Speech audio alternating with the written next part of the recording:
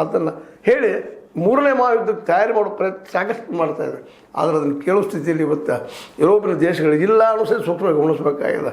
Iran ಸಹಿತ ಅದೇ ಕಾಲಕ್ಕೆ ನಿಧಾನಕ್ಕೆ ಅವ್ರಿಗೂ ಹೇಳ್ತಾ ಇದ್ದು ಯುರೋಪಿಯನ್ ಯೂನಿಯನ್ಗೂ ಸಹಿತ ಇಲ್ಲ ನಮ್ದು ಏನಿದ್ರು ಅಮೆರಿಕ ನೆರೆಗಳನ್ನು ಮಾತ್ರ ಹಿಂದಕ್ಕೆ ಸರಿಸುವಂಥ ಮಾತು ಅಂತೇಳಿ.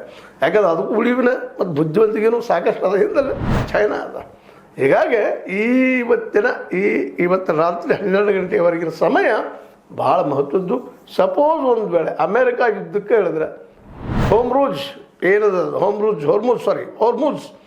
ಈ ಒಂದು ಜಲಸಂಧಿಯನ್ನು ಓಪನ್ ಮಾಡದೆ ಹೋದ್ರೆ ನಾವು ದಾಳಿ ಮಾಡೋದು ಅಂತ ಹೇಳಿದ್ದಾರೆ. ಇವತ್ತು ಒಂದೆಲ್ಲ ಮಾಡಿದರೆ ಏನಾಗಬಹುದು, ದಾಳಿ ಮಾಡಿದ್ರೆ ಏನಾಗ್ಬೋದು, ಅದರ ನಂತರ ಅಮೆರಿಕದ ಪರಿಸ್ಥಿತಿ ಏನಾಗ್ಬೋದು.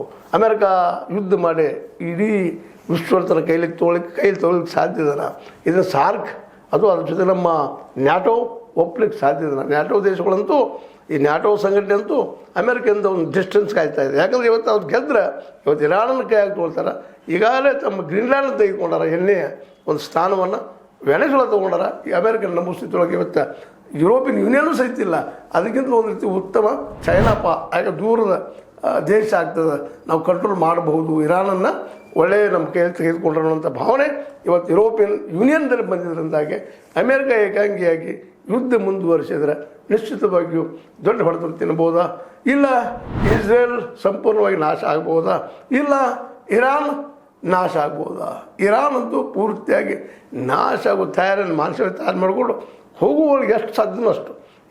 ಈಗ ಆರಂಭ ಅಂತ ಹೇಳ್ತಾ ಇದ್ದೇವೆ. ಇಲ್ಲಿವರೆಗೆ ಹಾಕಿದ ಕ್ಷಿಪಣಿಗಳು ಇನ್ನೂ ಭಾಳಷ್ಟು ತಗೊಂಡು ಅಂತ ಮಾತಾಡಿದ್ದು ಕೇಳಿದರೆ ಇದು ಅಷ್ಟು ಸುಲಭ ಮುಗಿಯುವಂಥದ್ದೆಲ್ಲ. ಇಡೀ ವಿಶ್ವವನ್ನು ನಡುಗಿಸುವುದರಲ್ಲಿ ಎರಡು ಮಾತಿಲ್ಲ ಅನ್ನೋದು ಇವತ್ತಿನವರೆಗಿನ ಡೆವಲಪ್ಮೆಂಟ್ಗಳು. ಇವತ್ತಿನ ರಾತ್ರಿ 12 ಬಹಳ ಮಹತ್ವದ್ದು. ಇರಾನ್ ಇದರಲ್ಲಿ ಮಾನಸಿಕ ಹೋರಾಟದಲ್ಲಿ ಒಂದು ಯುದ್ಧದ ಹೋರಾಟದ ಗೆಲ್ತಿದಾರ, ಅಮೇರಿಕ ಹಿಂಸೆಗ್ತದ ಅನ್ನೋದು ಯುದ್ಧ ಮಾಡಿ ಇರಾನ್ ನಾಶ ಮಾಡಲಿಕ್ಕೆ ಪ್ರಯತ್ನ ಮಾಡ್ತಿದ್ದಾನೆ. ಇರಾನ್ ನಾಶ ಮಾಡಲಿಕ್ಕೆ ಕೊಟ್ಟರೆ ಅದ್ರ ಹಿಂದೆ ಚೈನಾ ಅನ್ನೋದು ಅವ್ರಿಗೆ ಗೊತ್ತಿದ್ದ ವಿಷಯ, ಇಡೀ ವಿಶ್ವಕ್ಕೂ ಗೊತ್ತಿರುವಂಥ ವಿಷಯ. ಮತ್ತು ಇವತ್ತು ಇರಾನ್ ಅನಿವಾರ್ಯವಾಗಿ ಈ ಚೈನಾಗೂ ಅದು ಉಳಿಬೇಕಾಗಿದೆ, ರಷ್ಯಾಗೂ ಅದು ಉಳಿಬೇಕಾಗಿದೆ. ಯಾಕಂದರೆ ಅವ್ರ ಅಸ್ತಿತ್ವನೂ ಅದ್ರ ಹಿಂದದ.